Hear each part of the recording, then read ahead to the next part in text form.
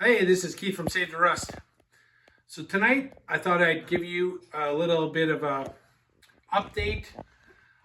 If you're new to the channel or haven't seen this project, because we haven't touched it in the last 6 months. So this is our 1940 Norton 16H. This is a 500cc single cylinder, and we started off with this bike about 9 years ago. We found a motor in a garage in Winnipeg, Manitoba, Canada, and an extra bottom end. And at the time, I had never heard of a 16H, but nonetheless, as soon as we got it, I did a little bit of research and decided right then and there I was going to restore one. Why? It's military. Why? It was used by the Canadian Forces, and I thought this would be a cool bike to have. It also turned out a friend of mine had one, and it's actually kind of a famous bike. It was in a couple of movies, and I got a chance to ride it. And again, after that day, I had to have one. So let me go over some of the stuff with you about this bike. So what we started with, I wanted to kind of show you first, is we started with this frame and this tank. I ended up getting a call from a guy, and he had a chassis, very rough chassis. As you can see, the tank is just beat. But this is what we were going to start with because that's all we could find. And we ended up starting to find parts for it, fenders and stuff. A couple front ends we had, but they were extended, choppered, and they were pretty beat up. So we started off this process with a very rough chassis. And then about 5 years ago, a friend of mine in Thunder Bay, Terry, thanks Terry. So what Terry sold us was a project that he had started and found in a scrapyard, and it had a better frame, it had some better fenders, and a couple other pieces that were just better than the stuff we had found. So we were progressing. So we had, parts of this one, parts of that one, and then slowly at the same time, I started finding parts and looking for parts, basically all over Canada and into the US. I found one wheel, I believe it was this one in Chicago. The back wheel is new old stock, found it locally at a swap meet, and then found another wheel. So now that we got a good chassis, we spent a bit of time finding all the good parts. We found a nice tank out of Eastern Canada. Thanks, Fred. This is an aftermarket headlight with the military shroud. So then we came across this front end. I did some trading with a friend of mine in northern Manitoba. I think it was a Thompson or LaPaw. He didn't even know what it was, but I had an idea that it was Norton, but we did a little bit of trading. I traded some Harley Survey car parts, and we ended up with a very nice girder in original military green with very little wear on it. Like in some of the parts that I've seen wear on other springers or girders, there's no wear on this one. So very nice example.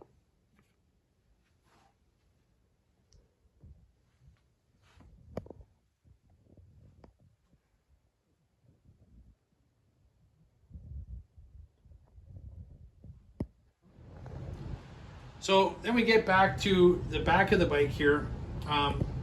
These are new old stock pannier bags, dispatch pannier bags.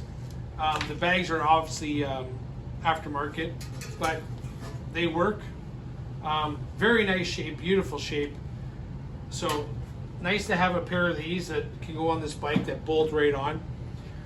And that's just a portion of the parts. So in the last few years, I found multiple motors that I've bought, and because I needed three of them to make one. And what we did is, when I got the parts from that friend in Thunder Bay, he had a mag dyno, which I didn't have. So that was nice. We got that rebuilt. And if you follow me, we're gonna go over here.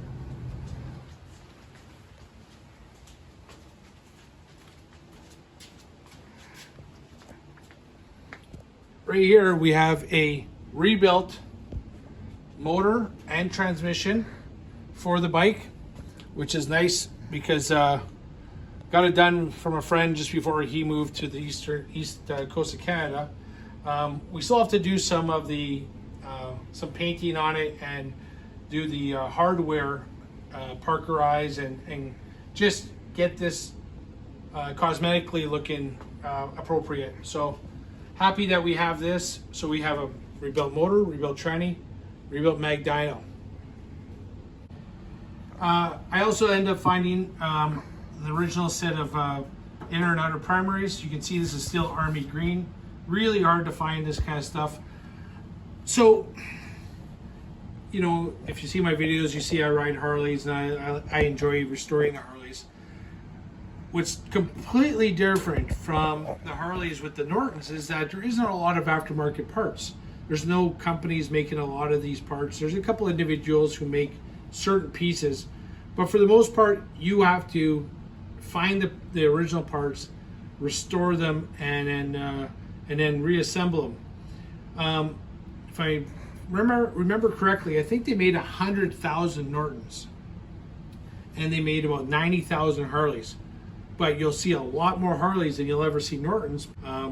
As you know, the Commonwealth and you know, Great Britain and Canada and a few other countries were already in the war, and I believe in '39. So when in like where the factory is in where the Norton factory is, you know, they were already getting attacked, and so they weren't building parts like Harley was. They were building motorcycles and getting them out the door as fast as they can because they had a war that was going on where Harley was not in a war. They were supplying for a war, but they had a lot of parts. So you'll find a lot of original Harley parts to this day, new old stock, and it's amazing. I have a whole bunch of it myself. So it's really tough to do a Norton as opposed to a Harley because there just isn't the amount of parts available as Harley.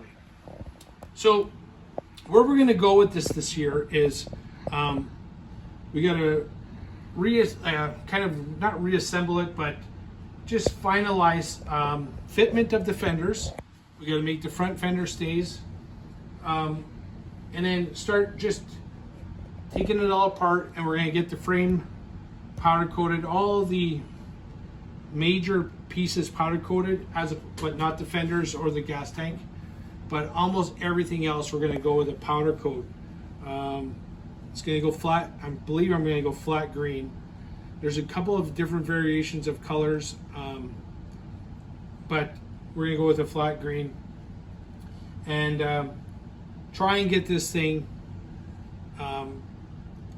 you know, partially done this winter because I'm still looking for some parts, and you know, it takes a lot to get these things together. You know, I'm, like I say, about 9 years into it now. So again, I have to refamiliarize myself with where we were at on this project. I got lists everywhere. I always have lists, but so we're gonna have to kind of go over everything again, just make sure everything we're doing is exactly what we want. So in this box, I have everything I want to parkerize. We do our own parkerizing here, and then you got other stuff that needs to be painted. So we got our cameraman here, Waylon, and he's going to show you one more thing on this bike. So the coolest things we found was the original markings NC3. We don't know what they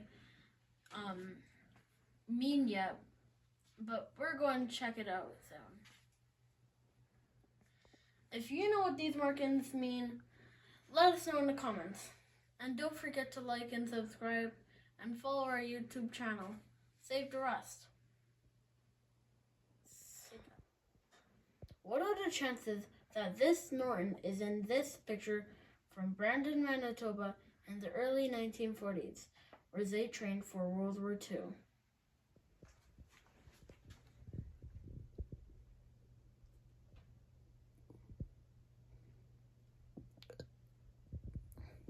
Go.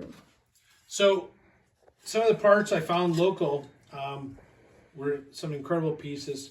I found a complete original Newell stock headlight, Newell stock dampener, some Newell stock axle adjusters, and Newell stock belt.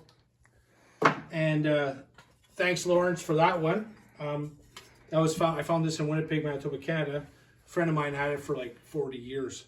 So again, we got to refamiliarize ourselves with all these pieces, figure out what we're gonna do as far as parkerizing and stuff, and then get back on this. So stay tuned, follow along as we get this bike back on the road, because that's where they all belong. And it's a neat piece. You know, this isn't you know, something that's going to cruise down the highway very quickly. These are 500cc, kind of they're a flathead, not the quickest bike, but still going to be a lot of fun. So thanks again. This is who we are. This is what we do. We're Save the Rust. Have a great day. Cameraman out.